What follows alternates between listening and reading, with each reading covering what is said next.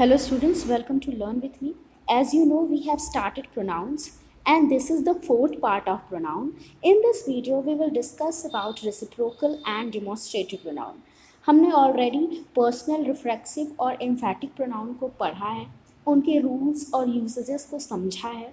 इस वीडियो में हम रेसिप्रोकल और डिमोस्ट्रेटिव प्रोनाउन के बारे में पढ़ेंगे।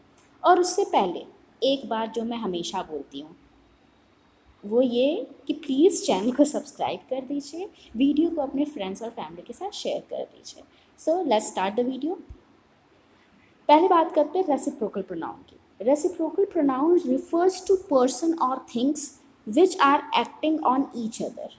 ठीक है, देखो रेसिप्रोकल प्रोनाउन क्या होते हैं, वो पर्सन्स और थिंग्स दोनों के लिए यूज़ होते हैं। जब वो पर्सन्स जो यूज़ हुए हैं उस पर्टिकुलर सेंटेंस में वो एक दूसरे के लिए काम करते हैं। ठीक है, और दो ही रेसिप्रोकल होते हैं, दो ही रेसिप्रोकल प्रोनाउन होते हैं। एक होता है ईच अदर और एक वन अनदर। ठीक है, एक क्या होता है, ईच अदर होता है, एक वन अनदर होता है।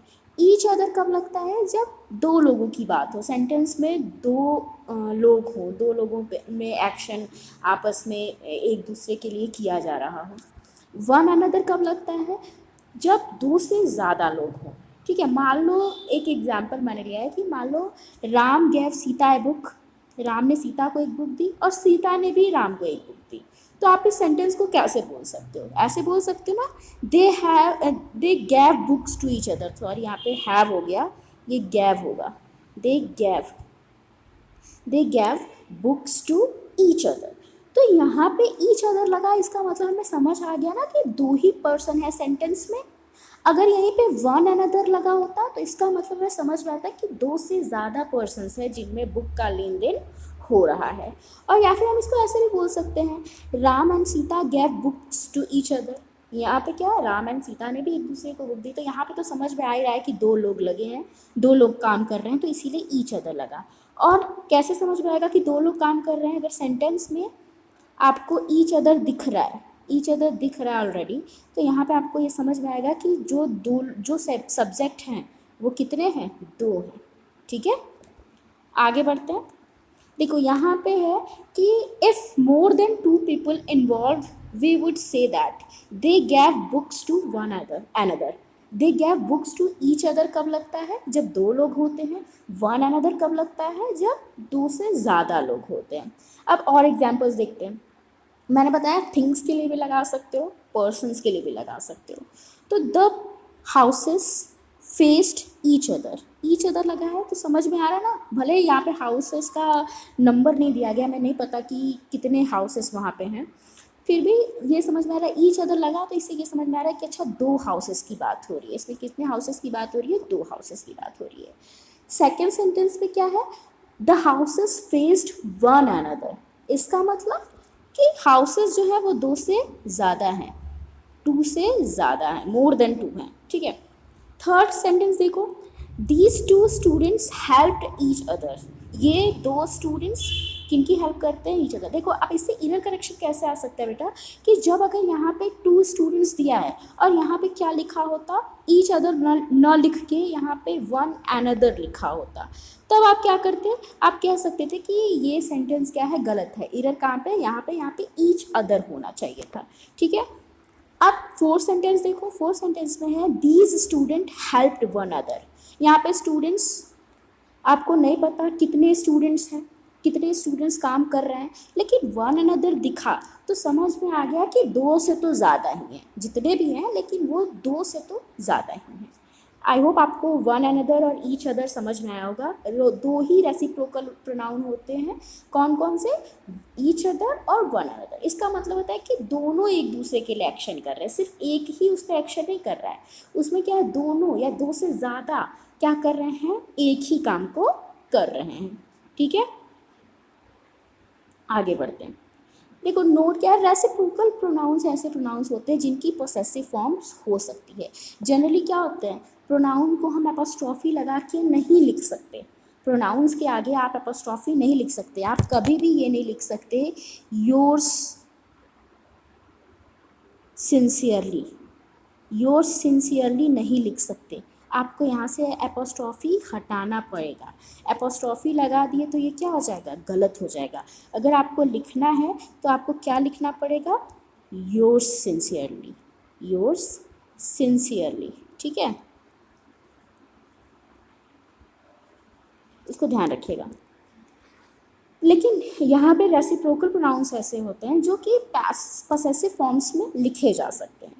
दे बोरोड ईच अदर्स आइडियाज़। अब आइडियाज़ पे ईच अदर्स का क्या है, पोजेशन है, एक दूसरे की आइडियाज़, तो अधिकार आइडियाज़ पे किसका है, मतलब उन दोनों लोगों का, तो उन्होंने एक दूसरे की आइडियाज़ लिए, तो यहाँ पे ईच अदर्स को पसेसिव फॉर्म में लिख सकते हो, ठीक है।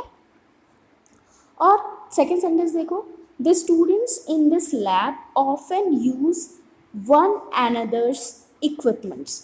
यहाँ पे देखो स्टूडेंट्स है यानी कि दो से ज़्यादा हैं तभी वन अनदर लगा है, और इक्विपमेंट्स पे किसका अधिकार है, स्टूडेंट्स का, तो इसीलिए वन अनदर्स के साथ यहाँ पे क्या लगा गया, एपोस्ट्रॉफी लग गया। तो आप ध्यान दीजिएगा कि रेसिप्रोकल प्रोनाउंस के साथ हम एपोस्ट्रॉफी एस लगा सकते हैं। आगे बढ़ते हैं। अब डिमॉन्स्ट्रेटिव प्रोनाउन की बात कर लेते हैं। डिमॉन्स्ट्रेटिव प्रोनाउन सिर्फ 4 होते हैं, कौन कौन से, this, that, these, those, this, that, these, those, ये 4 डिमॉन्स्ट्रेटिव प्रोनाउन होते हैं। ये क्यों यूज होते हैं सेंटेंस में, these words are use to denote specific person और थिंग। पर्सन्स के लिए भी लग सकते हैं, थिंग्स के लिए भी लग सकते हैं। तो ये स्पेसिफिक पर्सन्स को जब हम किसी को इंडिकेट करते हैं ना कि ये लड़का या ये लड़की, ये बुक, इंडिकेट करके स्पेसिफिक पर्सन या थिंग की जब हम बात करते हैं तो वहाँ पे हम डिमॉन्स्ट्रेटिव प्रोनाउंस यूज़ करते हैं। एग्जाम्पल देखो, दिस इज़ एन अम्ब्रेला, यहाँ पे दिस क्या है, अम्ब्रेला को इंडिकेट कर रहा है। दैट लगा, अब आपको पता है कि दिस कब लगाते हो, दैट कब लगाते हो। दिस जब आपके पास कोई चीज़ होती है, जब कोई चीज़ स्पीकर के पास होती है तब वो दिस यूज़ करता है, जब भी वो स्पीकर से दूर होती है तो वो दैट यूज़ करता है। आगे बढ़ते हैं। अच्छा, डिमॉन्स्ट्रेटिव प्रोनाउन को हम डिमॉन्स्ट्रेटिव एडजेक्टिव की तरह, मतलब जो ये वर्ड्स हैं दिस, दैट, दीज, दोस, कौन कौन से, दिस, दैट, दीज, दोस, इनको हम डिमॉन्स्ट्रेटिव एडजेक्टिव की तरह भी यूज़ कर सकते हैं, ठीक है। डिमॉन्स्ट्रेटिव प्रोनाउन की तरह भी यूज़ कर सकते हैं। एक चीज़ याद रखना, डिमॉन्स्ट्रेटिव एक एडजेक्टिव का भी काइंड होता है। अभी जब मैं आपको एडजेक्टिव पढ़ाऊंगी तो उसमें भी एक काइंड होता है डिमॉन्स्ट्रेटिव एडजेक्टिव। तो दिस, दैट, दीज, दोस चारों डिमॉन्स्ट्रेटिव प्रोनाउन की तरह भी यूज़ हो सकते हैं और डिमॉन्स्ट्रेटिव एडजेक्टिव की तरह भी यूज़ हो सकते हैं। और एडजेक्टिव आपको पता है, एडजेक्टिव के जस्ट बाद हम क्या लगाते हैं, एक नाउन लगाते हैं, ठीक है। तो यहाँ पे देखो, दिस अम्ब्रेला इज़ माइन, ठीक है, यही वाली बात है जो इस सेंटेंस में कही गई है। दिस नहीं sorry, this is an umbrella. यहाँ पे देखो अम्ब्रेला क्या है, दिस के पास नहीं है, दिस के जस्ट बाद नाउन नहीं है, दिस इज़ माई बुक, ठीक है। यहाँ पे बुक और दैट इज़ माई बुक, यहाँ पे दैट और बुक के बीच में क्या है, दूरी है, एक आसपास नहीं है। तो यहाँ पे ये दिस, दैट, दीज, दोस किसका रोल प्ले कर रहे हैं, डिमॉन्स्ट्रेटिव प्रोनाउन का। लेकिन यही दिस, दैट, दीज, दोस जब नाउन के साथ लगते हैं तो कैसा रोल प्ले करते हैं, डिमॉन्स्ट्रेटिव एडजेक्टिव का।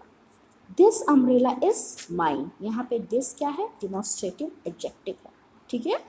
ये चीज़ याद रखना। देखो सब सेंटेंसेस के बाद आपको नाउन दिख रहे हैं, दिस के बाद भी, सब वर्ड्स के बाद आपको नाउन दिख रहे हैं, दिस के बाद भी नाउन दिखा, दीज के बाद भी नाउन दिखा, दोस के बाद भी नाउन दिखा, तो इसको ध्यान रखना। उसके बाद दीज, देखो दिस और दीज कब यूज़ होते हैं, दिस कब यूज़ होता है, जब किसी पर्सन या थिंग की बात होती है। दिस और these are use to indicate person और things that are near to the speaker. अभी मैंने बताया ना कि जो स्पीकर के पास होते हैं उनके लिए दिस और दीज लगता है। दिस क्या होता है, वन पर्सन और थिंग के लिए लगता है, सिंगुलर के लिए लगता है, और दीज किसके लिए लगता है, प्लूरल के लिए लगता है, ठीक है। तो देखो दिस इज़ माई सिस्टर, यहाँ पे सिस्टर एक ही है तो यहाँ पे दिस लगा। दीज आर माई सिस्टर्स, यहाँ पे सिस्टर्स प्लूरल है तो इसीलिए इनके लिए क्या लगा, दीज लगा, ठीक है। आगे बढ़ते हैं। दैट और दोज को देखो, मैंने बताया दैट कब लगता है, जब कोई चीज़ या पर्सन स्पीकर से थोड़ी दूरी पर हो। देखो लिखा है that and those are use to indicate person और things that are at a distance from the speaker. तो that refers one person or thing, those किसके लिए लगता है, दो या दो से ज़्यादा के लिए लगता है। तो this is a table, sorry that is a table. तो दैट क्या है, दूरी बता रहा है, यानी कि टेबल कहाँ पे है, थोड़ा दूरी पे है, तो वहाँ पे दैट लग गया। और यहाँ पे टेबल सिंगुलर है इसीलिए दैट लगा, यहाँ पे टेबल प्लूरल है इसीलिए दोज लगा। आई होप आपको समझ में आया होगा रेसिप्रोकल प्रोनाउन और डिमॉन्स्ट्रेटिव प्रोनाउन। तो अगर आपको वीडियो अच्छा लगा हो तो लाइक कर दीजिएगा। अगेन मैं फिर कहूँगी कि शेयर कर दीजिएगा और चैनल को सब्सक्राइब कर दीजिएगा। Thank you for watching.